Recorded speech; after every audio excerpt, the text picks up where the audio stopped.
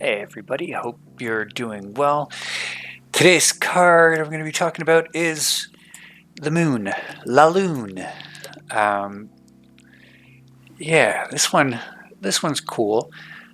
So I think there's something a little spooky and haunting about this card. I think there's a pretty natural. Let me just shrink that a little bit so we can see some of these cool cards in the background there. Um, yeah, I think most cards depict this as this kind of dreamy, subconscious nighttime of the mind, uh, with these old. Actually, that's interesting. The scarab there, I guess, but yeah, these like it's always like some old creature coming up from the water, being under the water is kind of like the subconscious. These old instincts, old ideas, that are animal intuition rising from the depths, as it does when we sleep and when we dream, it becoming the dominant kind of modality of, I can't even say consciousness, because I even feel like consciousness is kind of the waking daytime modality, but just the experience of being, the experience of existence, right? Like having these states where it's not quite your sensible intellectual mind that's interacting with things. And I I like looking at the major arcana as reflections of ourselves insofar as we are perceived by others. So generally, the way to approach a major arcana card, in my opinion, is to ask ourselves, how is it that someone sees us as essentially being this? Like, how is it that to someone in our life, this card is how they would represent us, right?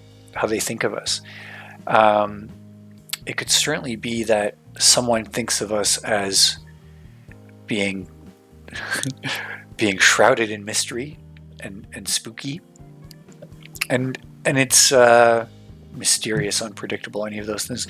But it's interesting to consider how that kind of dreaminess does also imply the absence of a rationality or an intellect.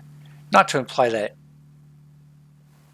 that someone would think that a mysterious, spooky, dreamy person would be stupid, because that also would allow them to create some sort of prediction. But rather, it's like, when people are mysterious and dreamy, it's kind of like you don't know anything about them either way to be able to predict them accurately.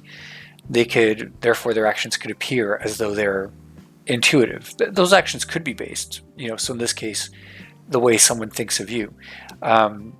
They could see you doing things and they could not understand any intelligent motivation behind them. Therefore, they could think that you're this very intuitive, creative person. Now, that could be true, or simply they could just not be aware of the very reasonable or conscious, things that motivate you to perform those actions.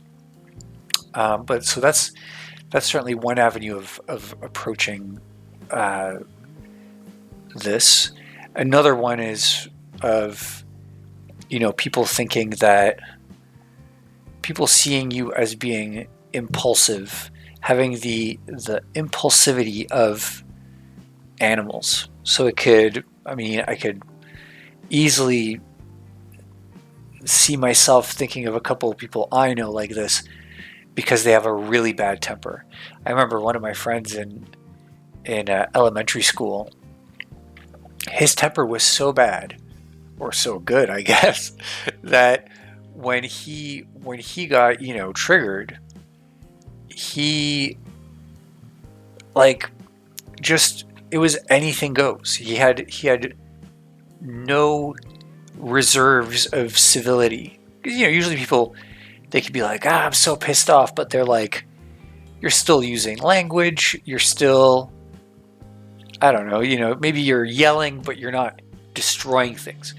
Maybe you're destroying things, but you're not, hurting people, or you're not taking your clothes off and just going into a destructive frenzy. Anyway, this guy, and I love this guy. Like we were great friends. I don't really hold this against him because and this is an interesting aspect of this that I'll get to in a sec. But anyway, I remember this one time we were goofing around.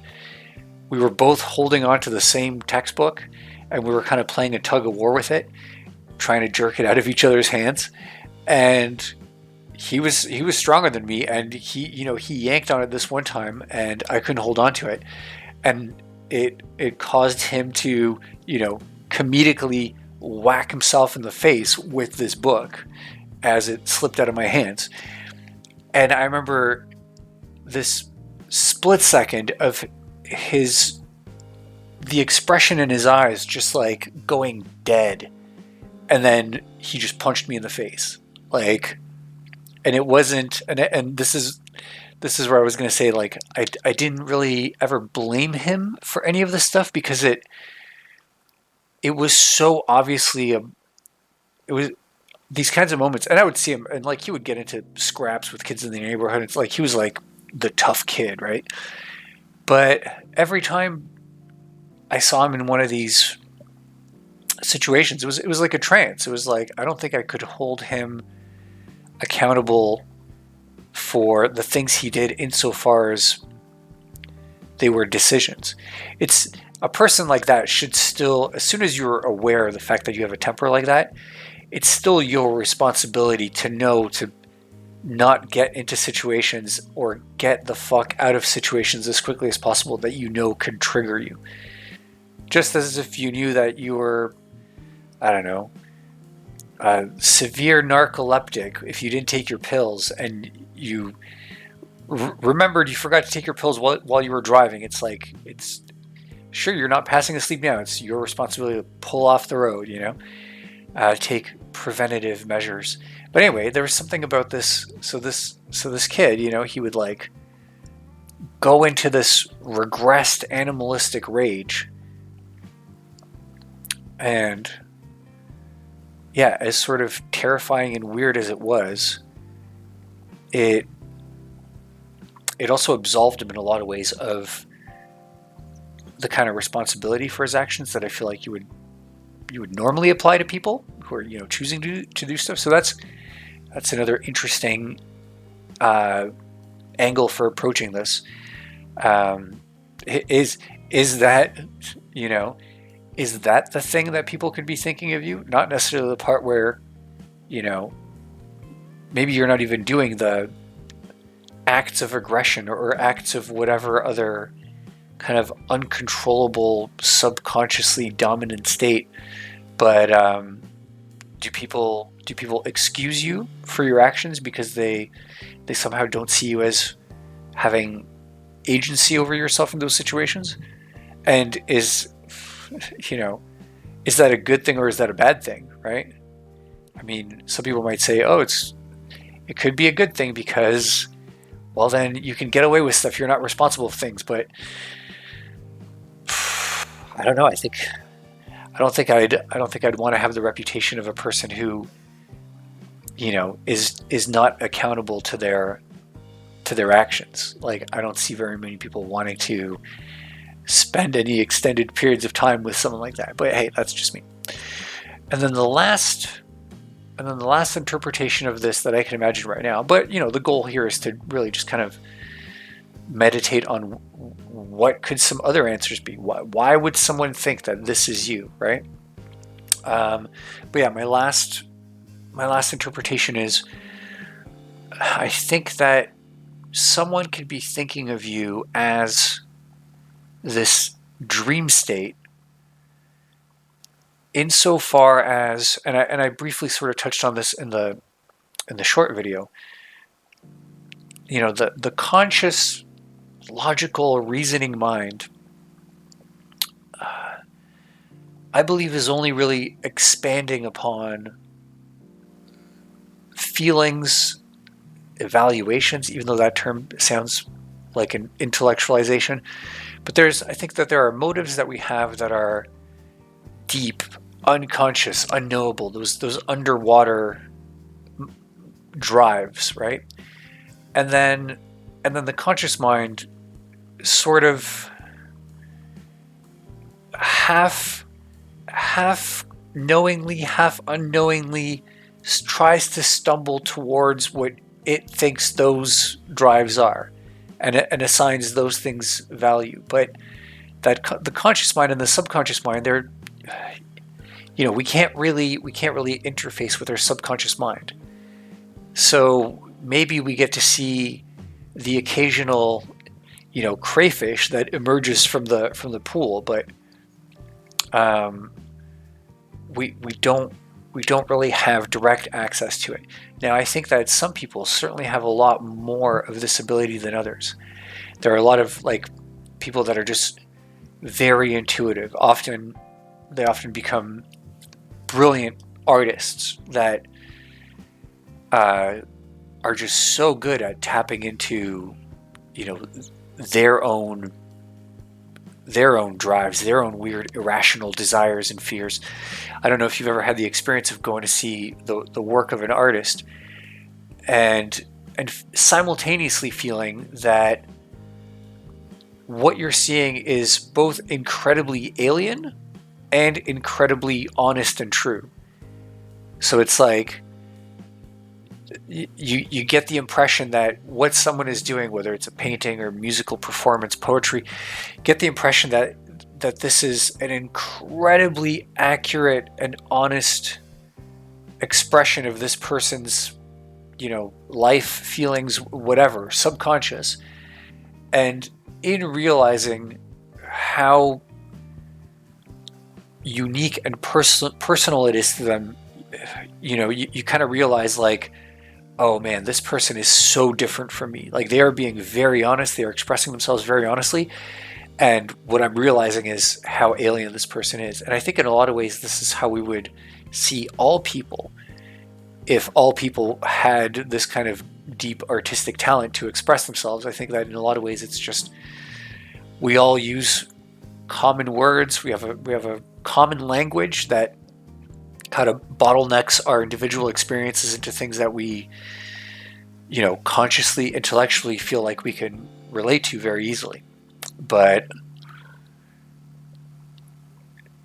yeah, I think 4 reasons of the subconscious not being as accessible. Anyways, I think that trying to bridge the gap between the subconscious and the conscious, trying to help out the flow of information, or whatever you want to call it at that point, impulses, fears, desires, to make that information flow more freely back and forth, for the interface between the two to be more robust. I think this is a desirable goal in our psychological development and mastery, in our, you can call it spiritual development. And I think insofar as this card represents that kind of, not just those depths, but also the act of things from those depths rising up to a moon, by the way, that, is it an eclipsed moon? Is it a partially eclipsed moon? There's to me, the thing that would make the most sense to go along with the theme of the card would be a lunar eclipse, right? So this would be like a pitch dark night of strange ancient things rising from this deep, dark, unpenetrable water. But insofar as it's the movement of the card that is to be interpreted as something that is seen in us, I think this could be interpreted as someone seeing us essentially as like a really effective psychoanalyst, shrink, confidant, the kind of person that if you hang out with, in the flow of the kind of conversation that you have. You know, with some people, you can't have an unconscious conversation with them. Either you're nervous, you're trying to, you know, you're trying to look cool, or maybe it's a professional environment. You're at a company or somewhere you haven't been that long, and the ideas just aren't, you know, a part of your nature yet. You got to remember things. You got to make calculations. You know, there's the opposite modality of conversation, which is like, if you're with someone, you're really comfortable, or you're discussing a topic that is just second nature to you. It's like there's this type of conversation where words just flow out from you and you don't have to think about them at all. And sometimes when that's happening, you say things, you catch yourself saying things that are like really cool or really profound, or you say something really poetic, and it wasn't your, you know, you weren't trying to, you're just talking, you weren't thinking about what you were saying, you were just having this open conversation. And I think that in a lot of ways this is the goal of psychotherapy, of psychiatry, like without the medicative aspect. I think that if you can have this kind of conversation with someone, whether it's a doctor or a close friend, even sometimes even a stranger is, you know, an ideal candidate, because if it's a stranger that you know, to use the terms, don't care about, and someone that is disposable and you will never see again, make it sound like, you know, those are sort of bad qualities. But, you know, a lot of times if you're traveling, you just keep meeting people that, you know, are very interesting, you're very happy to engage with them, but you know you probably will never see them again.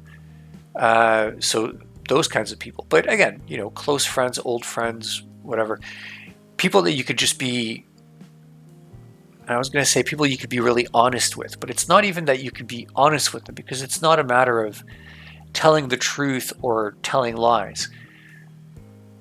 It's like making the attempt to tell the truth or making the attempt to successfully tell a lie are both aspects of that kind of conscious, self-aware, intellectual part of the conversation.